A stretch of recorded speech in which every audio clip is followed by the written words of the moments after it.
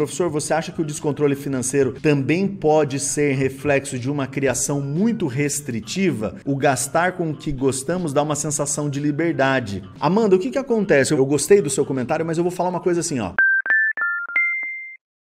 Mais restritiva que a minha infância, né, e adolescência e juventude, impossível, tá? A gente morou de favor no fundo de igreja e nada de errado com isso, eu não tenho vergonha. Meu pai teve uma série de problemas de saúde, nós éramos em 3 irmãos, um do ladinho do outro, assim, escadinha. Os meus avós eram pobres dos 2 lados, então não tinha como socorrer, sabe? A gente passou por uns maus bocados.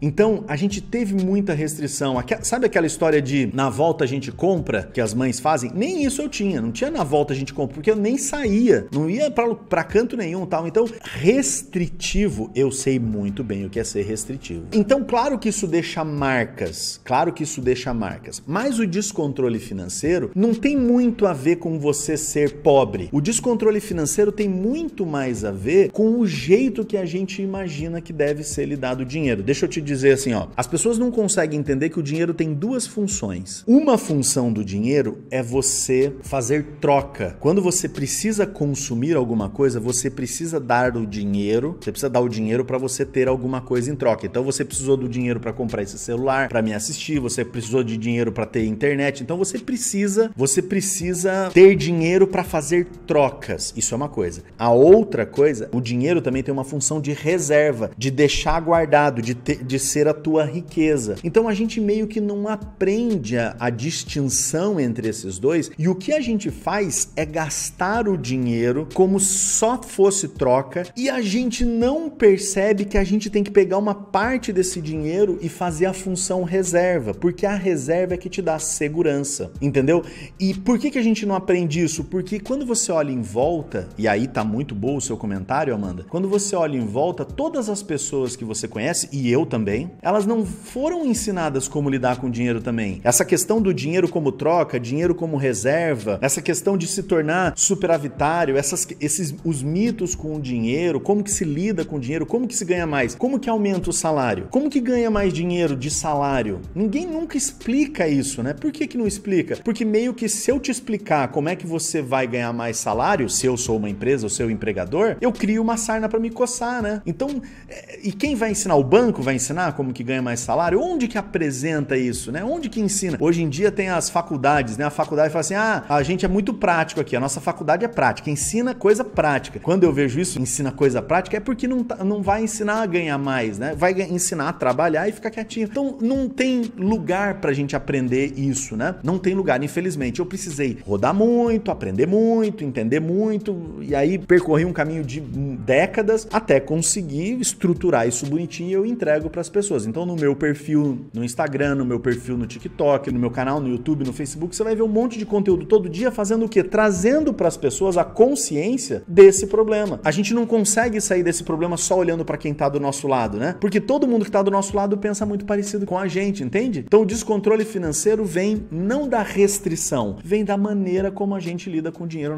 na nossa sociedade, tá? A Daniela tá falando que precisa ganhar muito mais, né? Ganhar muito, muito mais. É isso mesmo, Dani. Quando eu desloco o raciocínio de que você só tem que economizar, eu tiro aquele raciocínio de escassez, sabe? O raciocínio da escassez é um raciocínio assim, ó. Vou dar um exemplo pra você, Dani. Eu trabalhei em alguns anos como professor, né? Em faculdade, essas escolas, essas coisas. E eu trabalhei em 2 lugares diferentes. Eu não vou falar o nome dos lugares, mas eu vou falar quanto que cobrava a mesma aula. Por exemplo, gestão de risco em projetos, em MBA. MBA é pós-graduação em escola de administração, tá? Em um lugar, o custo por mês pro aluno fazer aula comigo era R$ 1.500, mais ou menos. E no outro lugar, era tipo R$300, 1/5. E eu dava a mesma aula.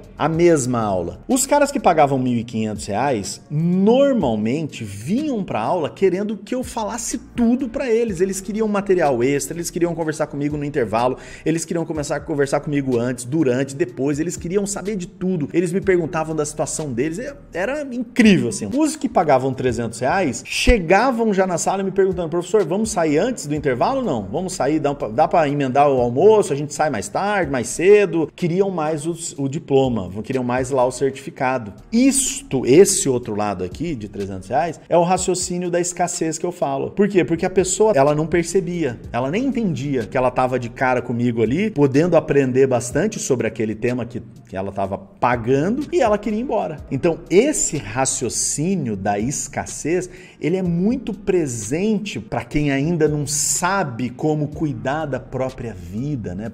Sabe se desenvolver, ganhar mais dinheiro, né? A gente não está acostumado com essas coisas, né? Dá a impressão que a gente vai ser ganancioso, dá a impressão que a gente vai ser meio sovina, parece que eu tô, sei lá, dando importância para coisas mundanas, né? Não é isso? Por quê? Porque esses são todos os mitos que são colocados na nossa cabeça para falar assim, ó, não pensa nisso não, você tem que trabalhar, ganhar teu dinheirinho na tua igreja, pagar as tuas coisas, esquece, você não tem que pensar em dinheiro não, porque você vai morrer e você não vai levar nada. Quantas vezes você já ouviu isso? Você vai morrer e não vai levar nada. Essa é uma frase especificamente feita para você acreditar que você tem que ser pobre mesmo, para te deixar sempre não querendo se desenvolver, né? Eu tava falando dos alunos lá que pagam para não aprender, a pessoa não tá acostumada a se desenvolver, a pessoa não tá acostumada a mudar a situação dela, mudar a história dela. Olha lá, a Amanda tá falando que já ouviu isso muitas vezes, né? Vai morrer e deixa o dinheiro pros outros gastarem. Sabe quem fala isso? Quem não tem onde cair morto. Sabe, a pessoa, eu não sou feliz de falar isso que eu tô te falando, tá? Assim, no sentido de que eu vou te explicar isso. As pessoas chegam numa certa idade que elas não vão mais poder trocar energia por dinheiro, entende, pessoal? Você não vai mais poder trocar a tua vida por dinheiro. E você vai precisar continuar almoçando, você vai precisar continuar precisando de remédio, viajar, se divertir, sair. Você precisa disso lá no futuro. O que a gente faz normalmente quando você não é superavitário é inverter, gastar hoje o dinheiro do futuro. Só que aí quando você chegar lá no futuro, o que vai acontecer? Uma pessoa sem dinheiro, o que ela faz? Ela fica entristecida, ela fica uma pessoa reclamona,